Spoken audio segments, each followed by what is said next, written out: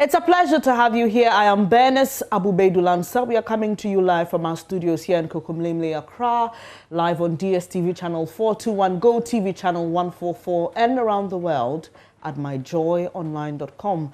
The details now. Government says it will gradually phase out the double-track system in senior high schools while introducing the semester academic calendar in junior high schools. This came during a press conference held by the Ghana Education Service this morning. JoyNews' Faustina Safo was there. She'll be joining us shortly with more on this. But if you may recall, during his 21st address to the nation on the COVID-19 pandemic and measures taken to prevent its spread here in Ghana, President Akufo-Addo mentioned that senior high school students, that's SHS 1 and SHS 3, would return to normal classes, i.e. the double-track system has been scrapped for those years. And, well, we are being told, given further details by the Education Ministry this morning, and Faustina Safo was at that particular press briefing and will be joining us more. But still in the education sector,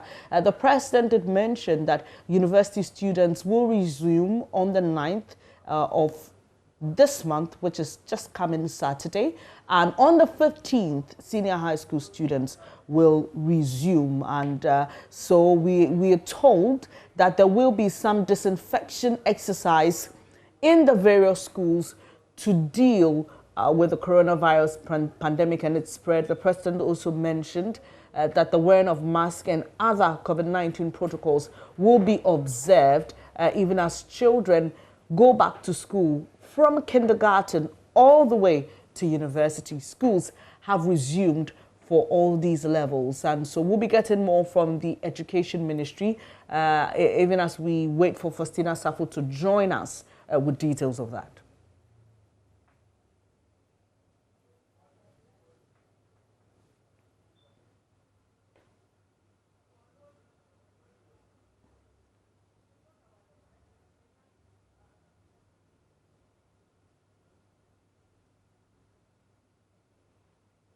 Well, thankfully, we've been joined by Faustina Safo now. Hello, Faustina. Tell us more about how the double-track system will be phased out by government.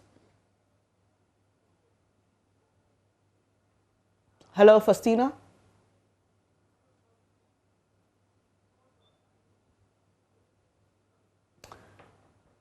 Well, if we still have Fausti, if you can hear me, tell us more about how government intends to phase out the double-track system.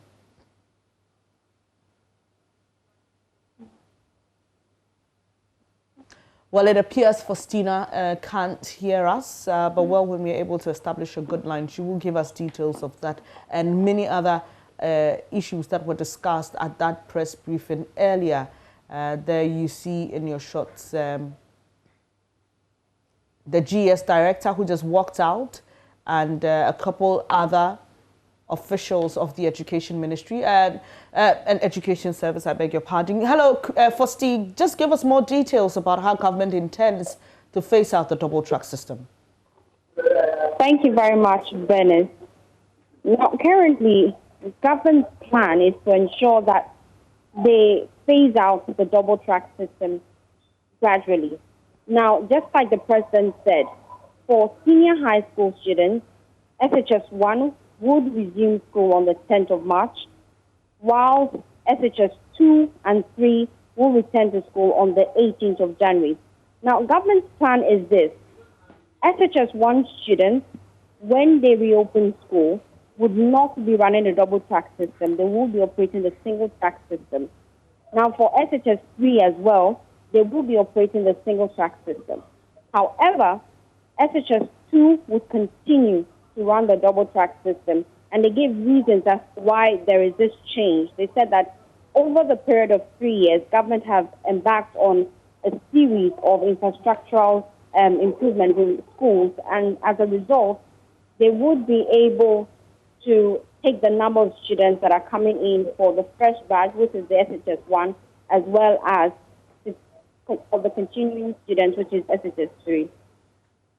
Beyond phasing out the double-track system, what else was announced by government at this press briefing?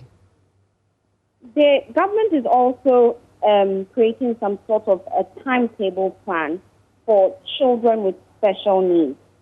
They want to ensure that contact hours lost for students are also recovered. So according to their estimations, so far over the period that students have been home since March to date, students have lost an average of 1,701 hours in terms of contact hours. And so they've created some sort of a timetable that allows students to write their exams, which is WASI, in September and October. With that, they have a strategic plan to ensure that during the period, students would have recovered 1,700 contact hours. Now, also, they stress that students that would be coming back to school are cross-board, which is, I'm referring to kindergarten, which is pupils in kindergarten, JHS, and primary school. They, kindergarten, primary school, to be precise, sorry. All those students, all those pupils, I beg your pardon, would be moved into a new class. But the Director General of the Ghana Education Service stressed that it is not a promotion for them. What they've done is that since you have not been able to move to your new class as a result of staying at home because of the pandemic, they're giving you a new class. However, contact hours has been stationed in such a way that you would receive lessons for classes for previous years. So, for example, if you were in KG1, when as the government announced the closure of schools, when you resume school, you'll be in KG2. However, in KG2, you'll be receiving lessons for subjects and curriculum time you missed in KG1. That's what government plans to do. All right. Faustina, before you go, I remember during the time when WASI students and BC pupils were in school, teachers were complaining of the lack of personal protective equipment, PPEs. Was anything mentioned about that, how these were going to be distributed across the schools? Yes, please. GS said they already have a plan, a strategic plan for the disinfection of schools and also distribution of PPEs.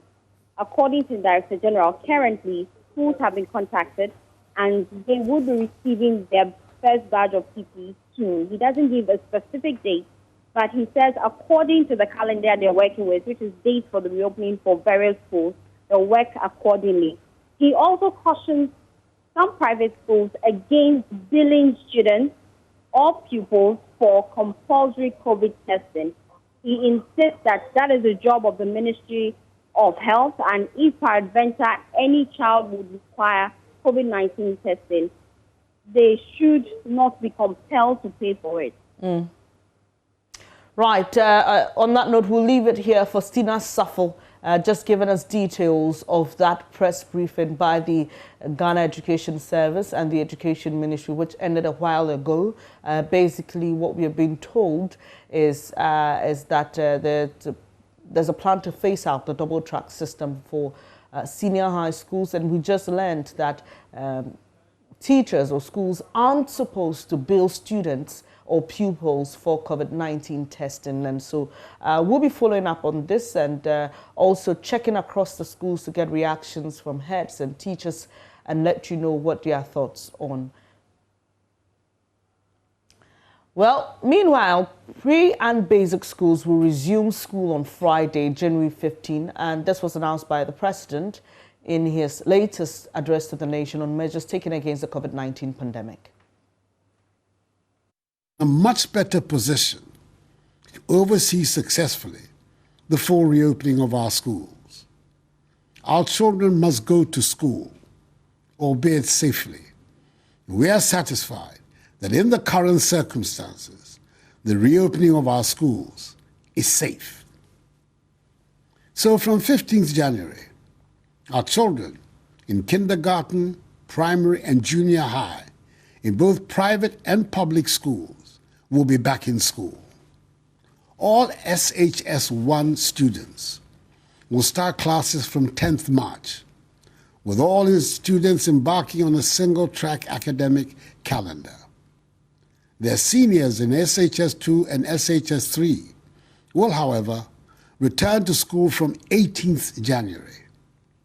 I must stress that SHS 3 students in all schools, like SHS 1 students, will no longer run the double-track system. The expansion of infrastructure at the various senior high schools over the last 3 years has brought us to this favorable situation.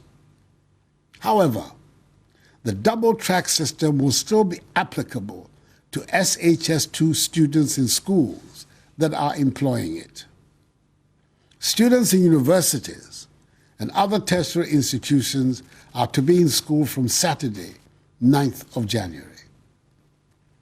Prior to their return to school, government through the Ministry of Education and the Ghana Education Service will ensure that all institutions, public and private, are fumigated and disinfected. Schools and institutions with their own hospitals and clinics will be equipped with the necessary personal protective equipment and have isolation centers to deal with any positive cases. All other schools and institutions without their own clinics and hospitals have been mapped to health facilities.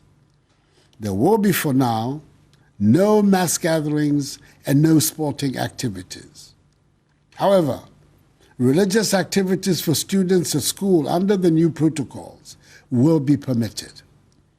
Social distancing and the wearing of face masks must become the norm in our schools. The requisite provisions have been made to ensure that students at all levels of the education ladder receive the minimum number of contact hours upon their return to school. To facilitate the safety of students, government through the Ministry of Education will provide face masks, Veronica buckets, hand sanitizers, liquid soap, rolls of tissue paper, and thermometer guns for the safe reopening of the schools. The Ministry of Information, the Ministry of Education, the Ghana Health Service, and the Ghana Education Service will, from Monday, 4th January, commence a series of sensitization campaigns to help prepare, inform, and educate guardians, students, and the public on further modalities associated with the reopenings. I want to use this address to assure all parents and guardians the government is determined to protect the lives of all students, teachers, and non-teaching staff who will be returning to school from tomorrow. It bears repeating that every one of them must adhere strictly to the protocols to protect themselves and others. Fellow Ghanaians, it has been well established that the very first cases of COVID-19 in Ghana were imported into our shores.